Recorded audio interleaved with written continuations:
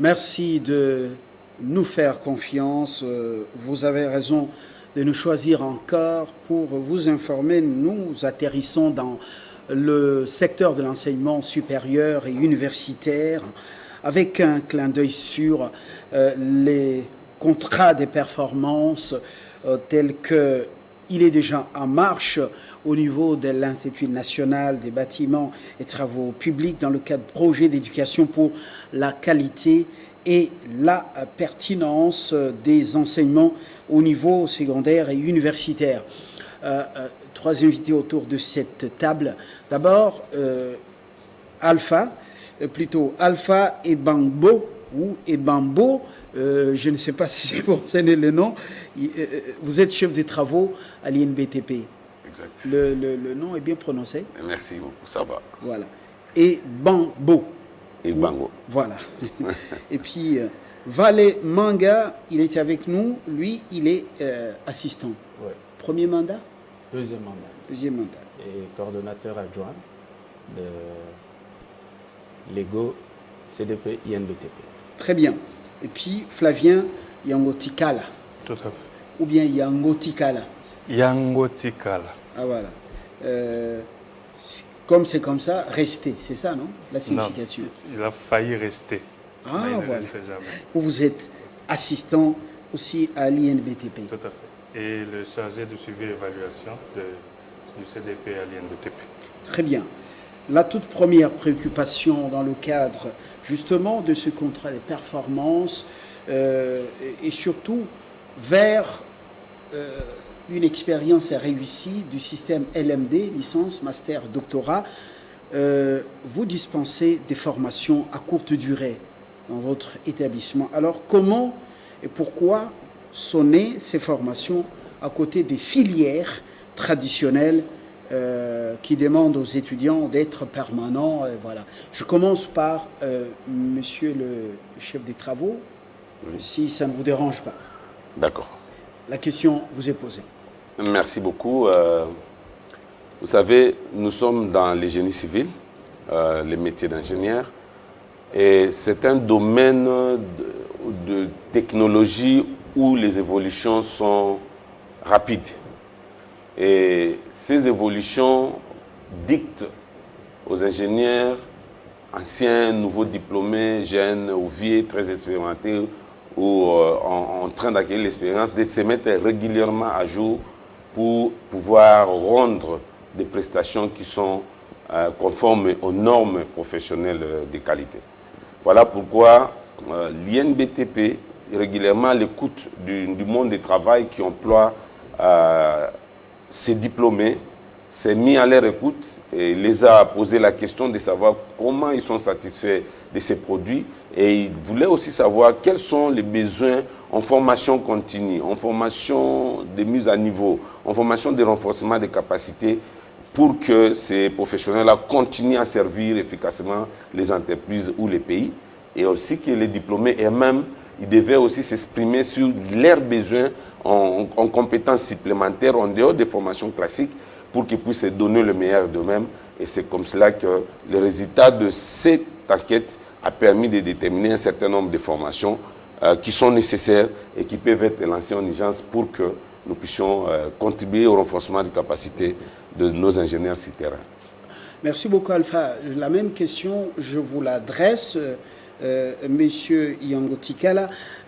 Alors, comment et pourquoi vous commencez cette nouvelle expérience alors que les étudiants qui suivent les filières traditionnelles sont là, par moment, à cause de ce que vous leur imposez, vous parvenez à les faire subir, ils sont jaloux de leur formation régulière, et la question vous a encore posée. Oui, merci beaucoup pour la parole. D'abord, il faut inscrire ces formations de courte durée dans le processus normal d'arrimage au LMD, selon la loi cadre de l'éducation nationale de 2014. Et l'INBTP parmi... Arrimage. Arrimage. Ça signifie quoi en français? Arrimage, facile? donc l'arrivée au nouveau système, ou ici, là, vous êtes en train de communiquer avec système. le plus grand auditoire, auditorium, Oui. et non pas un groupe d'étudiants dans une salle. Tout à fait. Voilà. Alors, dans ce processus normal, il a fallu construire les formations, les maquettes de formation telles que vous dites qu'ils sont jaloux de leur formation. Leur formation a intégré aussi certains aspects que le monde du travail a suggéré à la formation classique. Et puis, il y a aussi les formations de courte durée qui, telles qu'évoquées, sont en renforcement de ces formations. Pour la plupart, il y en a quand même qui permettent de mieux encadrer notre secteur et de mettre aussi au pas certains nouveaux engagés dans différentes structures étatiques ou privées ils entrent dans le monde de la construction sans avoir les prérequis nécessaires. Alors les formations ici sont des formations qui vont les aider à se mettre déjà au pas, au parfum de ce qui se fait dans le domaine. Monsieur Vallée, des formations imposées par le système LMD, pour quelle finalité en fait? Merci, Monsieur Fabien. C'est comme l'ont dit mes deux prédécesseurs, mes deux collègues. En fait, la formation qui, en fait, est en train de combler quelques déficits peut-être qu'on a dû découvert au niveau de l'enquête. En fait, la formation d'un ingénieur, c'est en fait deux choses. Il y a d'abord, sur le plan théorique, où on a une certaine expertise, et aussi, comme l'a dit Ebango, il faut aussi voir la partie professionnelle, c'est-à-dire la partie pratique. Donc, cette formation FCD, donc formation de courte durée, voudrait combler certaines choses ou encore aider le monde professionnel, c'est-à-dire le monde de l'ingénieur, à pouvoir être donc au diapason de la nouvelle technologie telle que cela est aujourd'hui bien perçu dans ce monde technico-scientifique. Alors pourquoi? C'est juste après plusieurs études que nous avons menées dans ce monde-là. Et le monde, c'est le monde où il y a les professionnels qui sont des pratiquants sur terrain. Nous avons été dans les sociétés et aussi, c'est un monde aussi libéral. Et après avoir donc traité tout ce que nous avons eu comme éléments, et cela nous a permis de pouvoir alors vraiment, comme l'a dit Flavien, faire l'arrimage à ce que nos ingénieurs formés à l'INBTP ou encore ailleurs pouvaient bénéficier alors de ce renforcement des capacités pour pouvoir améliorer alors leur vie professionnelle dans l'ensemble. Je reviens à vous, monsieur le chef des travaux, Alpha. Quelles sont ces formations maintenant concrètement pour ce que nous suivons de manière spécifique? D'accord. Nous avions mis ensemble les demandes, évidemment, qui diraient sont concordants de nos anciens diplômés et du monde du travail. Il s'est dégagé une dizaine, je dirais exactement 18 demandes en formation de courte durée de nos anciens diplômés du monde du travail. Et si ces 18 formations de courte durée, 13 ont été retenues en priorité pour constituer l'offre de formation de courte durée de l'IND. 13, c'est pas beaucoup là. Quand non, on sait qu'aux États-Unis et dans d'autres pays, surtout le monde anglophone, chacun peut choisir quelques cours. Exactement. Et puis quand c'est terminé, il passe un examen. Ça, c'est... et c'est fini, il est parti au lieu de... Il peut en même temps combiner d'autres formations dans d'autres établissements d'enseignement supérieur. Ces formations ne sont pas dans les cursus normal. Ouais. Ce sont des formations de courte durée, donc de 3 à 6 mois maximum selon la teneur de la spécialisation. En fait, on se concentre sur un aspect donné de la profession. Nous avons des gens qui ont déjà des prérequis, qui ont un niveau de formation de base. pour accéder à ces formations. Donc on ne va pas rentrer dans les matières académiques classiques. Donc, nous passons à des acquisitions de compétences pointues dans un domaine donné. Donc si ces 13-là, et ils ne sont pas quelqu'un qui vient s'inscrire, il les suit, non. Quelqu'un vient et dit, j'ai besoin de renforcer mes capacités, par exemple, en gestion des projets de construction. Et il est fait pendant... Ça, c'est concret. Gestion des projets de construction. Voilà. Il se concentre sur ça, et ce sont des formations certifiantes, qui sont des certificats, et qui ont à la des fin, crédits. c'est sanctionné par une pièce d'étude. D'études de l'institution INBTP. Oui. Et ces certificats-là, ils ont des crédits. Et en fonction des crédits. Il y a par exemple quelqu'un qui peut venir apprendre l'entrepreneuriat en construction. Nous avons beaucoup d'entrepreneurs qui gagnent des marchés publics, mais qui le font à leur manière. La formation d'entrepreneuriat en construction est là. Il y a entrepreneuriat en construction. Nous avons des formations de contrôle de qualité bâtiment, contrôle de qualité des infrastructures, parce qu'il y a un besoin qui s'est exprimé au niveau des gens qui peuvent suivre, contrôler, qui peuvent faire respecter les règles de l'art dans ces domaines-là de construction des routes et tout ça. Nous avons par exemple l'évaluation économico-financière des projets de construction. C'est très important ce qu'on appelle ailleurs l'économie de construction. Nous avons besoin des gens qui sont capables de chiffrer de manière détaillée une construction, même de contrôler, d'évaluer ces projets. Je peux ajouter des logiciels de génie civil qui sont des outils qui peuvent aider les ingénieurs à gagner du temps et d'efficacité ainsi que en précision dans leurs projets.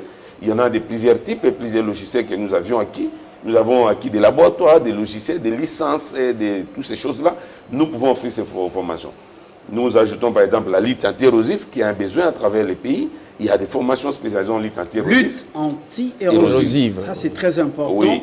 Nous faisons face à ce phénomène dans la banlieue quinoise et même à travers le pays. Et nous avions prévu de renforcer les gens dans ce côté-là. Il y a les SIG et télédétection, l'aménagement des sources pour donner de l'eau dans les milieux ruraux, les forages, aménagement de sources. Nous allons former des gens là-bas. Il y a les études d'impact environnementaux et sociétaux des projets de construction pour que les gens puissent veiller à ce que les projets de construction puissent respecter les règles de protection de l'environnement et que se fasse selon. Nous avons des formations d'électrification au milieu rural, là où nous allons préparer des gens pour être à mesure de faciliter des travaux d'électrification en province. Et il y a aussi, par exemple, la topographie de construction. Les ingénieurs des génies civils côté bâtiment, ils peuvent se renforcer en topographie qu'ils utilisent régulièrement pour être à mesure de collaborer avec les ingénieurs géomètres topographes ou pour à mesure de réaliser des tâches courantes d'implantation ainsi des outils. Donc, chaque formation a des compétences qui confèrent et ce sont des compétences pratiques. Ce n'est pas seulement, les formations ne sont pas administrées par les enseignants de l'INBTP, ce sont des professionnels expérimentés que l'INBTP va utiliser en visiteur pour participer à ces formations-là et nous voulons à l'échelle internationale. Des professionnels qui sont opérationnels sur le terrain exact. Et qui viennent former voilà. Dans le cadre de ces formations courte durée, pas nécessairement des professeurs ou des enseignants dans les filières traditionnelles et une précision détail. Tout à fait. C'est ça l'avantage de CMLMD ailleurs. Oui. Ça, c'est très bien dit. Alors, 13 sélectionnés après l'enquête. Il y en avait 18. Vous en avez sélectionné 13. Et vous en avez énuméré quelques-unes. Vous avez un complément d'infos concernant ces formations. Avant d'aborder notre volet, c'est hyper important pour, par exemple, la lutte anti-érosive. Tout à fait. Vous allez appeler qui et de quelle entreprise pour venir parler en 6 mois, 3 mois, parler aux étudiants circonstanciels de ce qu'ils doivent faire sur le terrain. Oui, effectivement, tel que le collègue Ebango l'a dit, il y a cette possibilité-là de recruter tous ceux qui ont réellement travaillé dans ce secteur pendant assez longtemps. Dans la grande famille de l'INBTP, certes, il y en a, de ceux qui ont joint à la fois la formation le théorique à la pratique, mais il y a également ce besoin-là de recrutement qui est en train d'être fait déjà par l'institution, de retrouver ceux qui sont spécialisés pareille formation. Par exemple, En dehors à de la lutte. l'OVD, Exactement. à l'Agence congolaise des grands travaux, Exactement. l'Office des routes, tout ça, les gens qui sont sur le terrain. Des professionnels qui, en plus d'avoir obtenu les diplômes dans le domaine, se sont spécialisés dans un certain domaine pendant toute leur année, et pendant presque toute leur vie. Ce sont des gens comme ça. Et il y a d'autres formations assez importantes, telles que c'était mentionné. La question de contrôle qualité, c'était des infrastructures à la fois routières et le contrôle qualité des bâtiments. Ce sont des formations qui ont été beaucoup réclamées au regard des problèmes d'effondrement qui se posent à la cité, au regard de la durée de vie de nos routes qui parfois font insulter certains ingénieurs, ceux qui exécutent les travaux. Il y a eu ce besoin-là d'accompagner l'exécution des travaux par des contrôles. Dans certains milieux ruraux, exactement. Eh ben, il se pose un problème. Je suis arrivé dans une cité, oui, l'eau coule, mais c'est l'eau de quelle qualité? Vous prenez cette eau, vous avez des maux de ventre et des soucis sur le plan, voilà, bref, des maladies hydriques. Alors, on m'a dit que cette eau n'est pas tirée de la distance ou de la nappe, comme tel que c'est recommandé par les normes. C'est une eau qu'on a récoltée aux environs de 80 mètres. Et puis, voilà, cette eau, c'est l'eau des fosses septiques, c'est l'eau des toilettes. Et c'est ce qui serait à la base de la mauvaise qualité et des problèmes de santé. Alors, sur ce plan-là, je crois que vous n'allez pas amener forcément un enseignant qui va faire les cours ex cathedra de formation de bureau. Exactement. La formation en question a été dénommée aménagement des sources et forage d'eau potable. C'est une formation très importante qui nous a aussi été demandée par les milieux ruraux. Et c'est une formation qui permettra non seulement que ceux qui sont déjà dans le domaine puissent essayer de se conformer aux normes du métier, mais aussi c'est une formation qui puisse faciliter aussi l'accès à cette eau, à ces milieux ruraux, puisque c'est vrai que s'il faut voir l'étendue et le déploiement du pays, il y a la capacité de tirer l'eau, la capacité d'obtenir de l'eau, mais on n'arrive pas dans certains coins de le faire, même quand il n'y a pas réellement des ingénieurs qui puissent venir rapidement le faire, que nous puissions offrir des formations qui puissent faciliter à ceux qui sont déjà dans le métier, qui auraient déjà travaillé dans le métier, de le faire à travers leur zone. Monsieur Manga, je reviens à cette préoccupation. C'est extrêmement important. La formation, vous dites, formation, ce sont des formations en courte durée. 13 matières sélectionnées, on peut parler des cours, ce sont les professionnels qui viennent parler, mais forcément des gens qui ont de la matière sur le plan compétences, mais qui ont plus appliqué sur le terrain toute leur vie. Mais ça ne sera pas entre quatre murs, hein. Vous allez parler de la lutte anti-érosive. Au lieu d'amener des gens à Kindélé, regarder ce qui se passe, vous les gardez à l'INBT entre quatre murs, vous parlez pendant autant d'heures, et puis après, vous pliez bagages, vous partez. C'est quelle formation? Comment ça va se faire? Merci beaucoup, Fabien. Ce n'est pas une formation théorique. À vrai dire, nous ne nous adressons pas aux moutons noirs, c'est-à-dire des gens qui viennent apprendre après 6 mois. Non, ce sont des professionnels qui ont déjà donc, une certaine expérience sur le terrain. Et comme vous le dites, pour la lutte anti-érosive, effectivement, après quelques enseignements, par exemple, comme vous le dites dans les 4 murs, eh bien, ces bénéficiaires auront aussi à descendre sur le site, sur le terrain, pour pouvoir donc palper, alors, par exemple, en ce qui concerne la lutte anti-érosive. Et je voudrais ici épingler, Fabien, le SIG, c'est-à-dire le système d'information géographique et surtout la télédétection. Notre pays en a vraiment besoin. Nous sommes en guerre. Nous devons produire des cartes, par exemple, au niveau des cartes satellitaires, pour pouvoir, par exemple, arriver à protéger, par exemple, l'intégrité de notre territoire.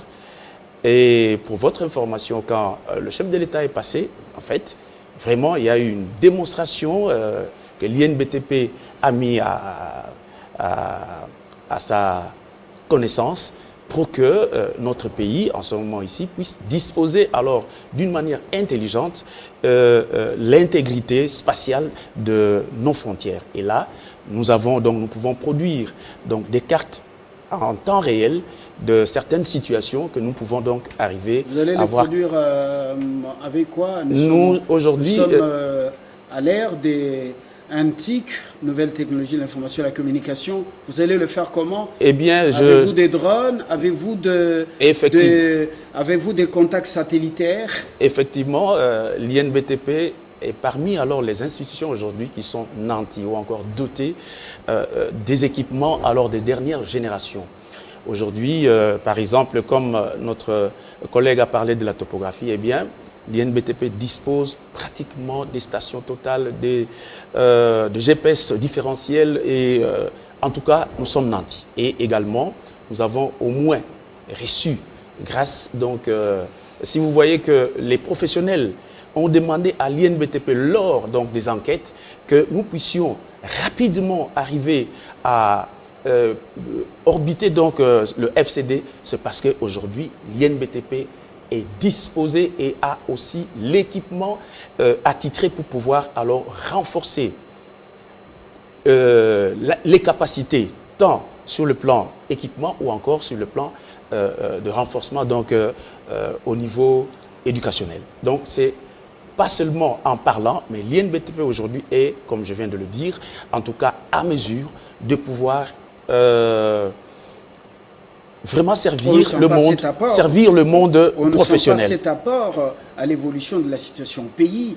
Les Chinois nous ont, dans le cadre de notre partenariat avec eux, ils ont produit des ouvrages ou construit des ouvrages ici sous les vigilants des Congolais avertis dans le domaine, mais on a vu qu'il y a des graves soucis sur le plan de la gestion des eaux, les canalisations bien construites en pierre dure. En moellon, oui. Voilà, et ces canalisations ont du mal à gérer les eaux de pluie, surtout lorsque vous êtes à la République de la Gombe.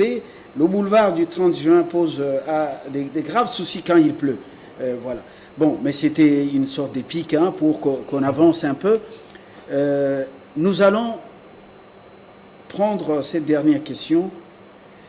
Qui peut s'inscrire autrement, qui peut être concerné par cette formation? Mais bien avant, je vous ai vu un peu en train de chercher à placer un petit mot quand j'ai parlé des NTIC. Exactement. Oui. Exactement. Nous voulions compléter concernant l'éthique. Les acquisitions ont été nombreuses. C'est là où nous remercions quand même le gouvernement congolais à travers le projet PECPESU. Nous a quand même doté de plusieurs laboratoires, plusieurs matériels et d'autres qui sont encore en train de tomber à l'heure actuelle sur le site. Alors, c'est grâce à ces matériels-là que toute la technicité nécessaire pour même concurrencer tel que vous venez de lancer votre pic, et que nous aurons la possibilité de faire les travaux et accompagner les travaux de toutes les générations de modernisation.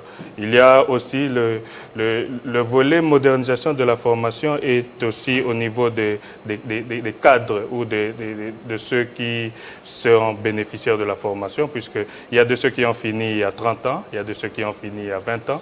Donc, la science a évolué aussi, exactement, c'est à niveau. Oui. Il y a tous ces aspects-là qui sont pris en compte.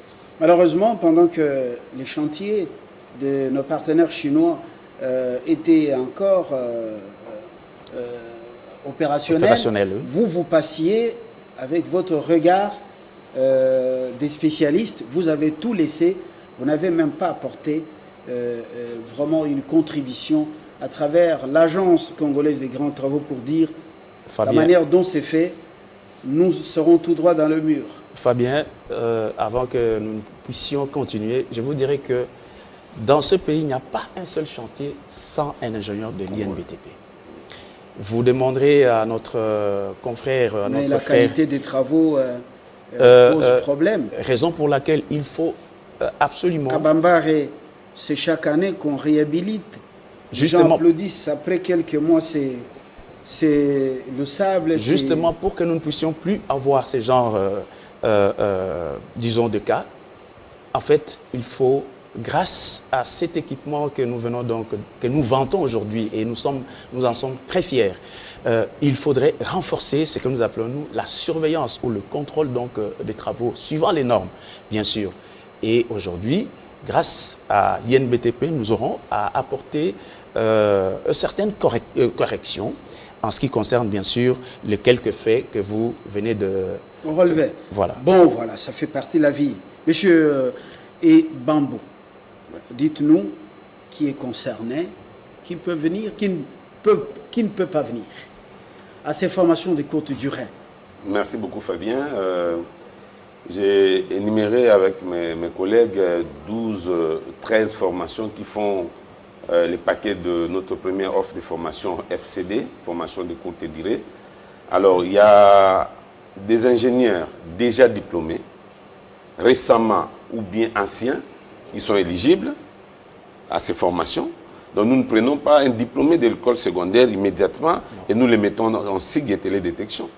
Non. Donc, il y a des étudiants qui sont avancés, par exemple du second cycle, qui peuvent aussi venir renforcer les capacités. Parce qu'il y a ceux qui travaillent déjà, ils peuvent renforcer les capacités dans un aspect. Donc les ingénieurs en construction étudiants, quand je parle de construction, je vois génie civil dans son ensemble, ils sont éligibles à un certain nombre de formations. Il y a des formations, par exemple, qui peuvent, dans le cadre de l'administration publique, ou des cas d'admission publique du côté finance qui peuvent le faire, par exemple l'évaluation économique et financière des projets de construction. Les cas de l'administration publique, ils sont éligibles, ceux qui touchent les aspects finances et de l'administration qui sont à un certain niveau d'expérience, ils peuvent venir se renforcer dans de ces côtés-là. Il y a d'autres formations qui sont exclusivement pour les ingénieurs, qui sont très pointues. Vous avez par exemple SIG et télédétection. Il faut un ingénieur qui vienne se spécialiser en SIG et télédétection. Mais vous pouvez aussi prendre des gens qui ne sont pas forcément ingénieurs dans d'autres domaines, les gens qui veulent apporter leur contribution dans le cadre du développement rural. Hein? Exactement. Il y a par exemple des formations en entrepreneuriat de construction. Cette formation est ouverte au large public à toute personne, un cadre universitaire ou quelqu'un qui est déjà dedans, un cadre universitaire économiste, financier, il peut venir faire l'entrepreneuriat en construction parce qu'il veut gérer une entreprise de construction. Vous avez par exemple des formations en gestion de projets ou qui ne visent pas les ingénieurs, mais il y a des gestionnaires de projets qui ont déjà été là-bas. Donc c'est ouvert et c'est catégorisé à chacun. Merci beaucoup. Vous avez donc spécifié les 13 matières ou 13 cours retenus pour les formations courte durée. Vous avez démontré comment et pourquoi ces formations sont donc décidées à côté des filières traditionnelles. Vous nous avez cité à ces formations, vous nous avez dit qui peut venir s'inscrire et pour combien de temps. Ça a été donc dit. Pour l'instant, je préfère qu'on revienne, qu'on termine par justement suivre au moins cette mise au point dans le cadre de ce projet d'éducation pour la qualité et la pertinence au niveau donc des enseignements au niveau secondaire et universitaire dans le cadre de ce contrat de performance à l'INBTP. Je vous dis merci d'avoir été de nôtres et on suit. Et puis après, on se dit au revoir.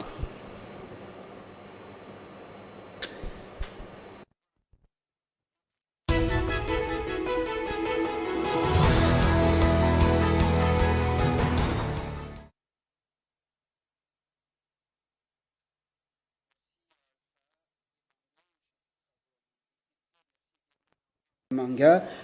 Merci à Flavien Yangotikala, les deux derniers assistants dans la même institution d'enseignement supérieur et universitaire au Congo, Kinshasa, et à très bientôt pour un autre clin d'œil sur un autre établissement, peut-être dans un autre domaine. Au revoir.